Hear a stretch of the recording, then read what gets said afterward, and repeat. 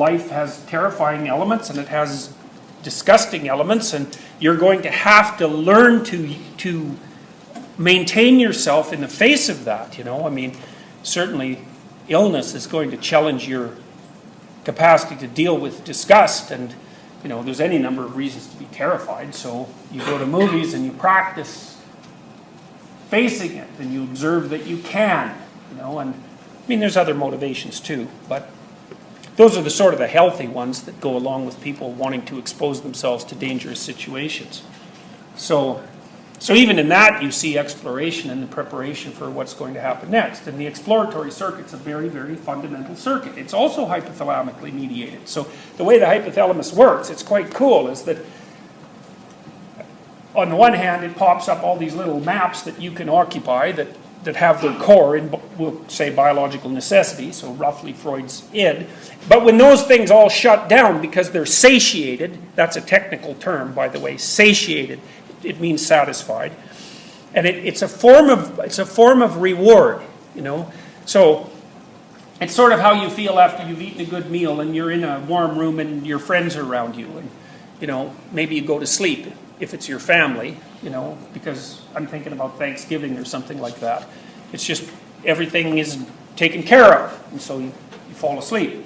That's satiation. You can see that in animals all the time because they spend a lot of time satiated. Dogs, they sleep a lot. Cats, they sleep a lot because, you know, they've already attacked their cat food, and so that's pretty much it for the day. So human beings, you know, we tend not so much to enter into states of satiation. The basic state of human beings is not quiescence, you know. You're not napping in front of a fireplace. If you're not pursuing something that you're motivated to pursue, then generally what you're doing is figuring out how to pursue other things that you're motivated to pursue. And that's exploration. So if you're not actively motivated by biological necessity, we'll say for the sake of simplicity, then the next motivation kicks in, is which, well, prepare for the next time that you're so motivated. And that really accounts for our capacity to explore. And we're always zooming around the world trying to figure out what to do with it next, you know, acquiring more information, or even when we're entertaining ourselves, because we're almost always looking at stories when we entertain ourselves, we're still acquiring information that has functional significance and so attractive to us that we find it innately rewarding just to observe that sort of thing. Well, let's say you just get to go straight. Well, basically what happens is that you're motivated by your perception of the goal, or intermediary goals, because the goals can be linked together. And then, as long as things are going according to plan, you know, as you move towards the goal in an untrammeled way, you're going to feel mild positive emotion. And the reason for that is that you're turning the environment. The environment almost never has, most of it's irrelevant. The rest of it has a positive or negative valence. And if things are going according to plan, it has a mild positive valence, right? You think things are okay. And really what you're doing is you're observing two things. You're observing that the things that should be happening, if you know what you're doing while you're acting, are happening. And so each step forward is an indication that you're getting closer to your goal. That's incentive reward. That's incentive reward. And that's the sort of reward that you actually think of as fun. An incentive reward is produced by activation of the exploratory system that's in the hypothalamus. It has its roots in the hypothalamus, and that's the dopaminergic system. Anything that you look at that makes you want to touch it or move forward to it basically activates the dopaminergic system. So, now, so you say, well, what happens when you're on your way to somewhere?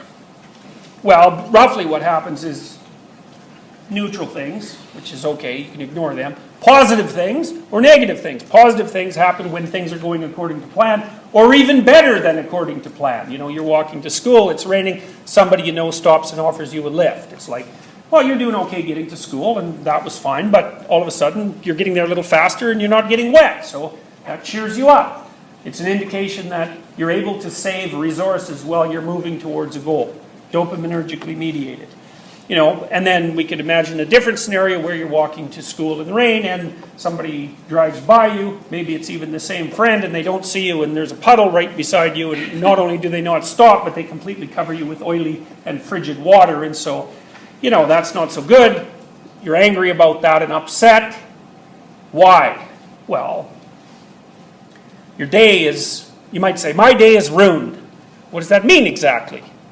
Well, it means that you had a little map on top of your day, and you were hoping that the day and the map would correspond, and then all of a sudden the map burned up, and God only knows what's going to happen to the day. And so it's like the bottom has dropped out of your map.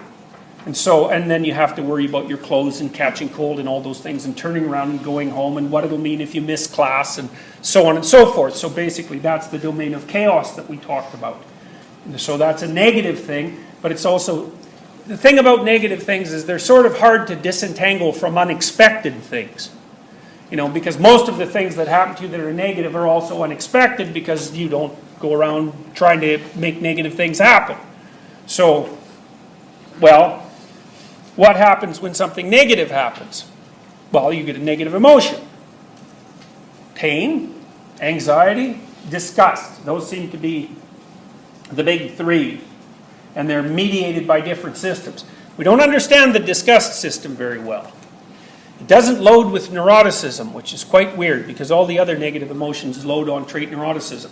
Pain seems to be what you experience if your receptive surfaces are, you know, if your physiological self is subject to stimulation of an intensity that's sufficient either to damage it or to damage the receptors. So, you know, but pain is complicated. It's not just physical pain, you know, from physical damage. It depends on how you define physical damage. If someone dies, that's pain. If you're alone and isolated, that's pain. If you're depressed, that's pain. If you're frustrated or disappointed, that's pain. Frustrated might mean something gets in the way of you moving towards a goal, and disappointment might mean the whole damn structure just collapsed on you. Either way, that's pain. Now that's, you know, the behaviorists would have called that an unconditioned, like a painful stimulus, they would have called that an unconditioned stimulus. You don't have to learn.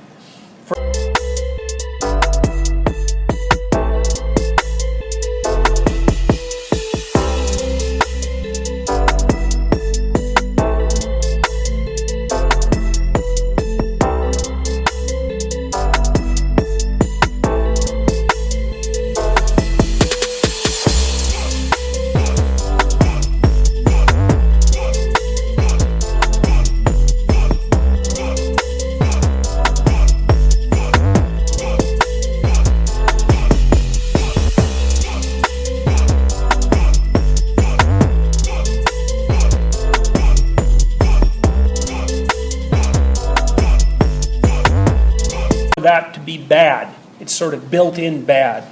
Then they would think about anxiety in response to the unexpected as learned. So the behaviorists would think that you need to learn what predicts something painful. And if you learn that something predicts something painful, then you get anxious to it or afraid of it.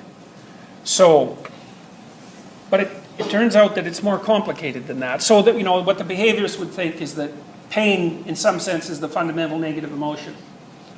And then, you know, maybe you're a kid and you stand up underneath a table and you whack your head on it when you're learning to walk. And then when you go under the table, now you get anxious because you've learned that if you stand up under the table, you bang your head and that hurts. And so anxiety under those circumstances is a learned behavior. It's a conditioned response. Got it?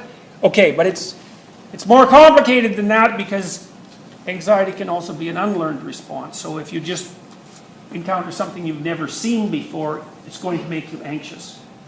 And there's actually a circuit that mediates anxiety.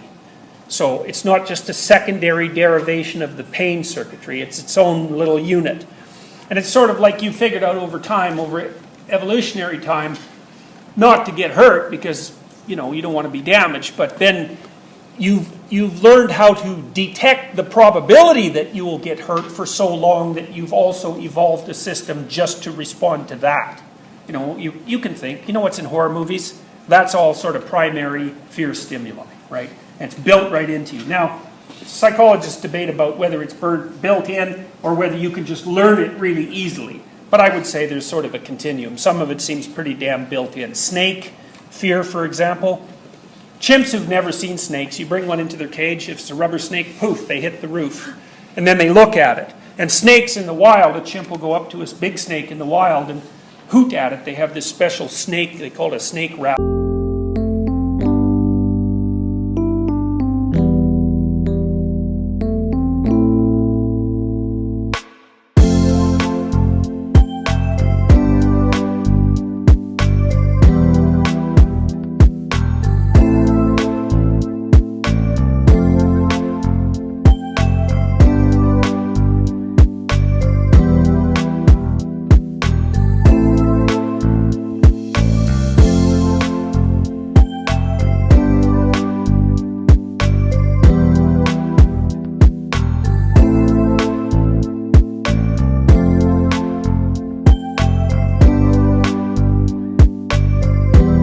Look at the thing, and some of them will just look at the snake for like 24 hours. So, you know, partly they're afraid of it, partly they want to explore it, and so what they do, they get close to it and the fear increases, and then they back up and the fear decreases and the curiosity increases, and so what happens is they move back and forth until they're right on the line where they're afraid, but they're curious, and so then they're stuck and they're looking at it. And you experience that all the time, actually, because when you are engaged in something that's meaningful, that's where you are. And that's like the line between order and chaos. You're a lot more like a scared, hungry rat than you'd like to admit, which is partly why you can empathize with one, right? Everybody's sitting there thinking, oh, the poor rats. And by the way, the more you thought that, the more agreeable you are. So how many people were feeling pretty sorry for those rats? Yeah. So how about men? How many men were feeling sorry for those rats? Oh yeah, about 3. Yeah. There's a big gender difference in agreeableness between men and women, by the way.